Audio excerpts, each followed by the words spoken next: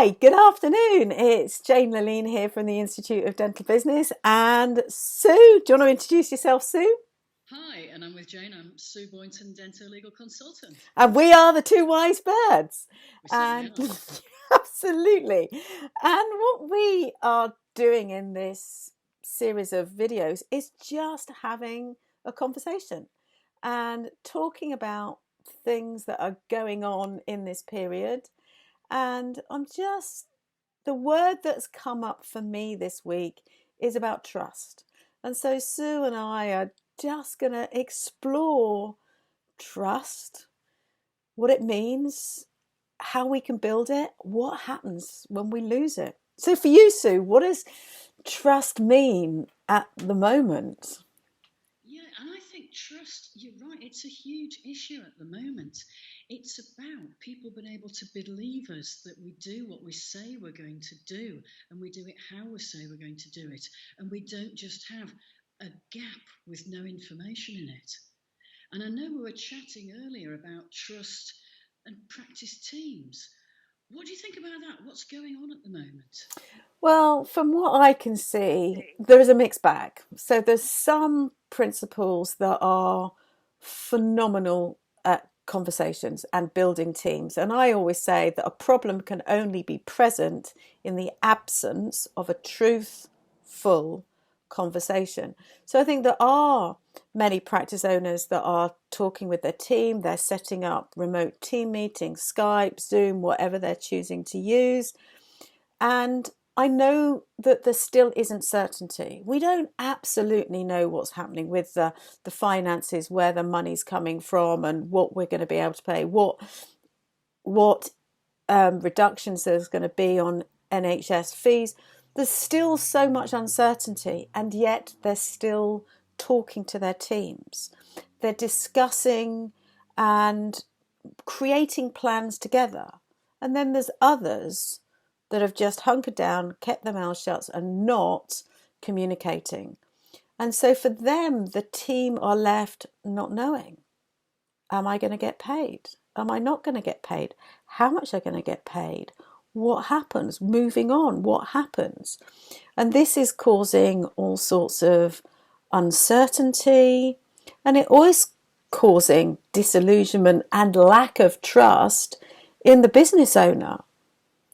And so for me, this whole thing about trust at the moment, now we've moved through the panic crisis management phase and things are beginning to settle, even though there's still uncertainty. I think this is the time when we do have a little bit more time where we can work together with our teams to build trust between one another so that we are stronger as a team when we come back. And I think that our nurses, our practice managers, the reception team, they watch the news, they're reading the stuff on Facebook, they've got access to all the information that we have that comes from the BDA, the GDC, the CDO. They've got access to all of that. They know that we don't know for absolute certainty. But what they do want is us to just talk to them and say, today this is how it is. Tomorrow it may be different. And I think that's right. And I think you've hit the nail on the head there. It's okay for the person in charge of the team to say, I don't actually know the answer to that at the moment. There isn't that information. When there is, let's discuss it between us and decide what the best way forward is. Yeah. It's perfectly, and teams will understand that uncertainty. Absolutely. And because I think we've got a role to look after them. So another expression that you've heard me use is that leaders are not in charge. They take care of those in their charge. And I think we've got a responsibility to our team to do everything we can to protect their jobs when we do open our doors again. And I think they do know that, yeah, whilst everybody would like to get 100% of their salary and sit at home and do nothing, they're well aware that actually that's not reality. And there needs to be compromise with everybody because money doesn't grow on trees. And I think in part that is about being vulnerable and sharing with our team members how it's affecting us. Yeah. I think they'd appreciate that honesty, and showing that vulnerability is a really good way of building trust. I know. Yeah. And let me tell you something, there's another aspect to this as well with patients. Yeah, absolutely. I was in the local pharmacy the other day picking up a prescription for a neighbour who can't go out at the moment. And someone else was chatting, and I don't know about you, but I'm always listening to other people's conversations. And it was something about a dental ulcer, and they said, well, you know, the dentists are all closed at the moment, there's nothing we can do. I thought, that's really interesting. The dentists, all right, we can't do treatment, we're not closed. So I Absolutely. think there's a huge opportunity for dental practices to say to the public, we can't do active routine treatments at the moment, but you can talk to us. And we Absolutely. can talk to you. We can share information. Absolutely. Absolutely. It builds trust. Absolutely. And I think this is really key. So I'm the 111 dentist. It's not an urgent treatment centre. It's a 111 service that I'm working in. We don't have the PPE and stuff, but we're triaging. We're doing the AAA. I think it should be 4A's: assess, advice, antibiotics, analgesics.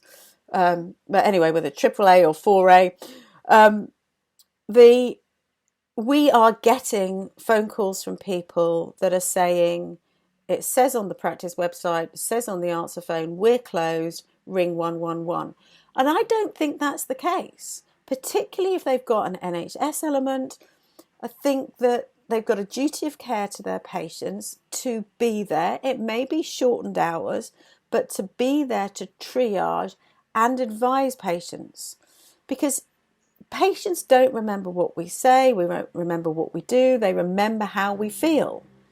And if they get disappointed, like your lady in the pharmacy, if she feels let down, she's not going back there. I think you're absolutely right. And I think practices now, we've got a golden opportunity to show patients that we do care, Absolutely. to demonstrate that. We can be available to talk on the phone. We've seen how we can talk on the internet now. That's very easy. Everyone's learning all these new skills here. Patients appreciate that chat. And even if the practice says, look, we can't be open for routine treatment at the moment, we know you've got some treatment outstanding. We haven't forgotten about you. In the meantime, Mrs. Patient, you could be doing XYZ with your oral hygiene regime. You could be doing this with your diet. A patient then will feel cared for. Absolutely. That builds trust with the practice. Absolutely. And I think this is so important. And particularly if we've got team members who we're not able to do routine work and they are being paid, I think there are huge opportunities for them to do stuff that builds the practice. Maybe using videos, going in and showing, creating a video and saying, this is our disinfection suite. This is our autoclave. This is how it works. So that we're doing stuff that's educating, informing, reassuring our patients that this is how it works. The patients have seen all those really, really scary stories about DeMello and all sorts of stuff. But let's just start putting a good spin on it and showing them that actually when they come back, that it is going to be safe. Do you know what? I see so many dental practices, we take cross-infection control, it seems to me, more seriously than many medical teams. Dental practices, we come in our outside gear, we get changed, we do our work. At the end of the day, we take it off, we go home in our outside gear. Even in this situation, I've seen nurses in clinical uniforms in the supermarkets.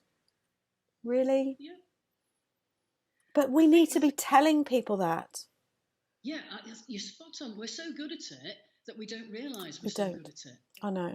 We get so much more practice than medical practices and even hospitals in doing our sterilisation. We don't send them to a central sterilising unit, we do it ourselves. I know. And I think there's a huge opportunity for telling patients about that. And even I'm thinking straightforward things. A lot of patients don't know what a denture is, don't know what a bridge is, don't know what a post crown is. How would it be to do a little video of someone from the practice chatting about that and showing them maybe a model? I think it would be fantastic. I really do. I think it would build trust. It shows that we care. And it's not just the treatments. It is going to be about, this is how you floss your teeth. This is maybe how you use gauze strips. This is how you use TP brushes. Yeah, let's have a refresher, a reminder. Absolutely. And whether we're putting this stuff on our website or on our Facebook pages or we're sending them as emails, Yeah.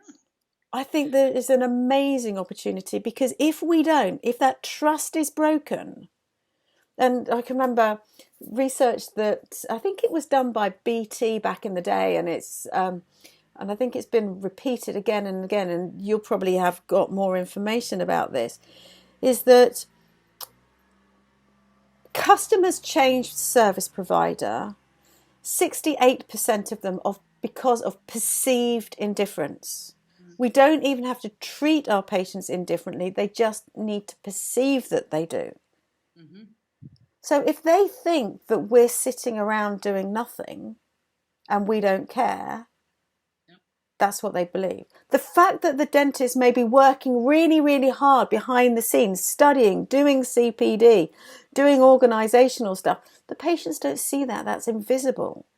Yeah. But we need to be making contact, engaging with them, and it may even be picking up the telephone to our elderly, vulnerable, shielded patients, just to ring them to say, I just want to check in with you.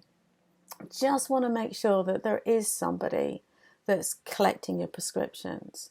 Is there somebody that's picking your food up? And if not, how can we help? You know, you're spot on. And I heard of a practice in the Northwest that's Yeah. done just that thing. And they said the feedback from the patient was phenomenal. We thought you just cared about our teeth. You care about us because we've been coming to the practice for years. This is how the patient was nearly crying. Yeah. Someone had picked up the phone and cared unexpectedly. So you're right, and that builds trust as well. So let's take these opportunities to build trust with our teams and with our patients and with the public. Absolutely. Because I really do believe that if we're not using this time now, not just to maintain trust, but to build trust with our teams and our patients, we won't have practices to come back to when the doors open. If we've broken the trust with our team members, they'll be off somewhere else. Thank you very much. So great opportunity, great ideas there for people to put into place. Absolutely. So put them into place and share these little tweets from the two wise birds. Share them with your friends. And also just let us know in the feedback if you've done something as a result of listening to our little messages. Let us know. Let us know not only what you've done, but the impact that it's had. So wishing you all the best. Stay safe, stay healthy, stay happy. And we'll speak soon. Speak next week. Bye. Birds. Bye.